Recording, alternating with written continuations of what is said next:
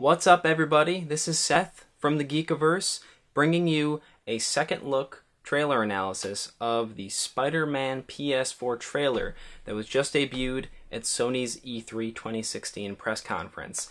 For me and for many of the Geekiverse crew, this was one of the most exciting announcements to come out of E3 overall, and most definitely Sony's conference. There was so much good stuff, but I can't stop thinking about the prospect of a great new Spider-Man game. Let's take a look at the debut trailer for the as yet untitled Spider-Man PS4 exclusive game.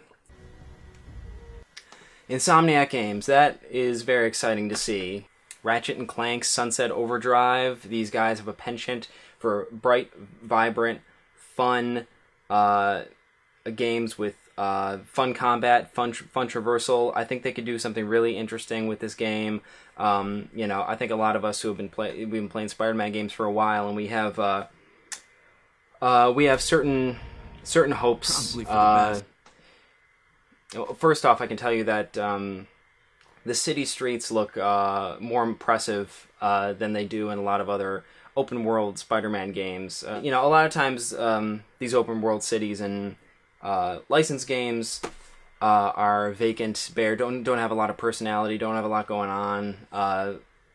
These streets look dense, they look busy, there's a lot of pedestrians, there's traffic jams, there's a lot of effects. This looks fantastic from a graphical perspective and from just how populated it is. This is really exciting to see, and you'll see that throughout this trailer. Knowing everything hinges on a guy from Queens sounds as scary as it feels. And we have a great monologue from Peter that hints towards maybe some of the personal conflict he'll be coming into. And speaking of Peter, here we have the Spider-Man outfit for this game. One of the most eye-catching things about it are how prominent the white is on it, particularly in the Spider-Man logo. That could actually tie into something I'll mention later on. It could just be a stylistic choice, but it could actually be a plot or thematic choice. No pressure, right? And we have the iris type Spider-Man, expressive Spider-Man eyes that just debuted in Captain America: Civil War. Maybe you can even have like a zoom in views with it. Click the right stick, get some zoom ins. And also the Spider-Man logo itself, besides being white, it's reminiscent of both the Amazing Spider-Man suit logo and the Venom logo. More on that later. No pressure, right? Alright, so he swings out and we cut to gameplay of... I'm so psyched that this trailer is mostly gameplay. This still looks fantastic, and God willing, maybe his webs are attaching to the buildings. People who have been playing these games for a while, we cannot stop, wanting a game with web swinging mechanics like the Spider-Man 2 movie game for PS2 and Xbox and GameCube. Other than Ultimate Spider-Man, I don't think any Spider-Man game since then has had it so that when you swing out, your web has to attach to a building. It can't just attach to the sky. And also Spider-Man 2 had it so you can swing away from both hands. It was like a web swinging simulator, and it was... there was a learning curve, but once you got it, it was so rewarding, and it felt so real. The physics, I know that the actual mechanics they developed for that game are now, they're copyrighted, they're owned by somebody who worked on the game, who's actually doing his own Kickstarter side project with it, but hopefully they can develop something that kind of emulates that's similar enough to it, that they can still include it in the game. We'll catch Easter egg, Osborn for mayor. So that's interesting. So Norman Osborn might be running for mayor in this game. This could be part of the plot, whether major or minor. Osborn for mayor, there you have it. This web swing looks beautiful. Now we get to one of the most memorable, exciting parts of the game. For me, this little gameplay bit in an indoor area. I don't know how many indoor areas you'll be able to go to. I don't know how exactly this will control, if this is just an automated animation that he just flies through, or if there's some way, more of an intricate way you can control this. I love this sequence. There's a lot of people, a lot of detail, a lot of little detail. I like that this does look like a real coffee shop. I like that they have their specials written out on a chalkboard. I like that they have a little stage area in the back with a spotlight, and it's like a little cafe stage, like real coffee shops have. And if we get closer here, we can see a Daily Bugle newspaper rack. That picture, I can't quite tell what is in that picture. Maybe somebody else can. Maybe someone else can CSI enhance this. It looks like an aerial shot of the city with the headline, "What Next?" Yeah, I love the detail in this place. Got a couple twinsies NPCs here, maybe even 3. Yeah, I'm pretty sure it's an early build of the game. Alright, now we get into some perp chasing. Spider-Man joins up in this car chase here, chasing down some goons. Goon with a Chinese dragon mask, more on that later. It looks like they're leaving some destruction in their wake. And there's this really great looking combat sequence on here. I'm curious how this will control. There's a woman standing on top of a mailbox. Yep. The webbing is used in such interesting ways, and it really seems to have some real tangible. Okay, we get kind of a classic zip attack. You see this attack a lot in Spider-Man games. It looks like in this case it's probably used as a stealth attack, and it also goes into slow-mo. He splashes him into a puddle. You see the splashes around him. It goes into slow-mo once Spider-Man takes him out.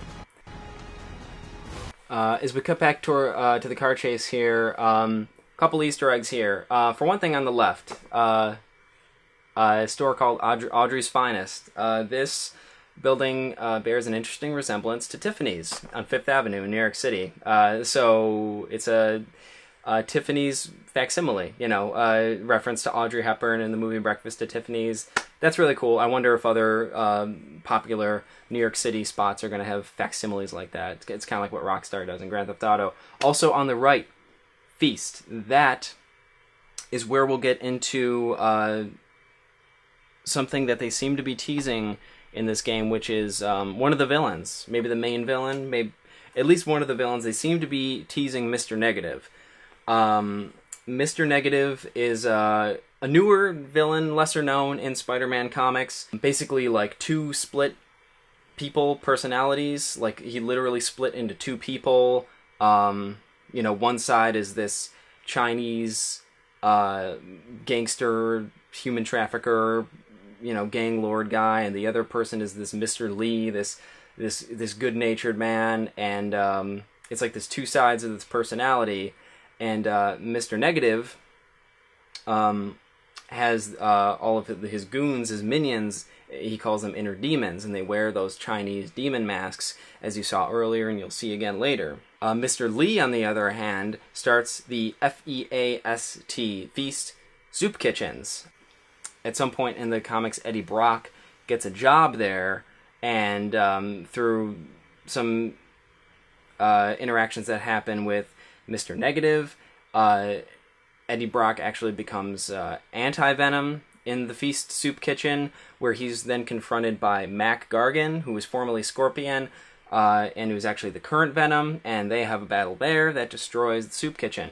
And while we're on the topic of anti-Venom, I think the Spider-Man suit almost reminds me of not only the Venom symbol, but the anti-Venom, the white, different color scheme, the anti-Venom suit. There might be parallels with that, whether it's aesthetically or plot-wise, that possibly symbiote-ness might be involved in the plot. But also just like this theme, I think there's going to be a theme of duality here. Mr. Negative is like sort of this duality personified kind of a villain, like Two-Faces and Batman. And the developers have said since the trailer debut that one of the big focuses of this game, there's going to be Peter Parker, like probably playable Peter Parker bits in this game. So there's going to be a lot of Peter Parker as well as Spider-Man, and he's struggling to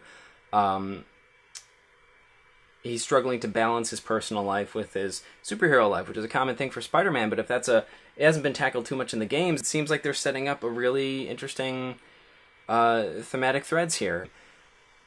Let us move on. This seems to be probably a little cutscene sequence, but I hope that the games, you see a lot of this, like, I hope there's breakable scenery like this in the game. It reminds me of Infamous. Specifically, I remember Infamous 2 had a lot of these wooden structures, built up in front of buildings that you could destroy. It'd be cool if they had a lot of destructible structures like this in the game. Looks fantastic. Chasing a dump truck. Some more of those same buildings. This is really cool. This could be... looks like Spider-Man will have some kind of environmental attacks. He webs that console off the wall and takes out some enemies with it. Like the Batman Arkham games ended up having that interaction.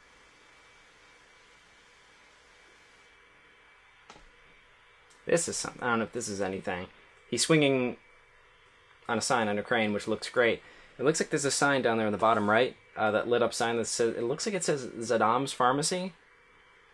There is a Zadam's Pharmacy that exists in New York City, but it doesn't look like that. Anyway, this sign that he's swinging off of actually looked like he had a C and a... Let's go back here. A C, P. That might be an Oscorp sign. So, not sure exactly what's happening here, but, again, Oscorp popping up.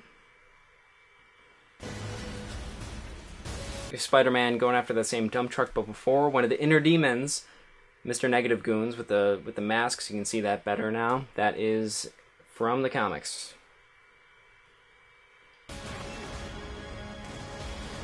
Running on buildings, that dynamic is always in the games. That looked like that was probably gameplay there. As they cut out of the action to the Spider-Man logo, it's there are embers floating through the air here. I don't know if that's hinting towards anything. Kind of reaching. It may very well just be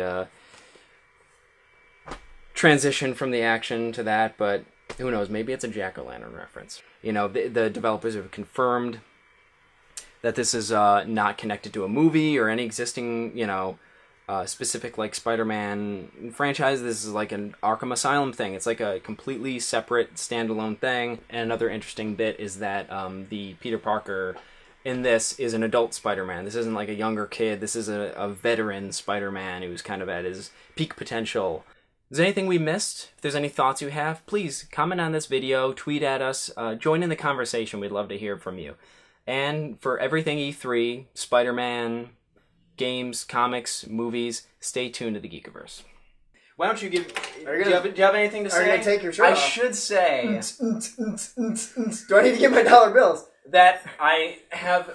It's a tattoo. Currently, my one tattoo that I have, I might get more. My first tattoo is actually a foxhound tattoo. Aww. So I'm an authority on Kojima. Look at and that I'm here guy. to tell you that this is going to be important, this is going to be big, and I'm just so excited that this happened. Do you have anything to say? I feel like I need to step back and just let you take this. That's how excited you are. I thought I don't know as much as you, obviously, about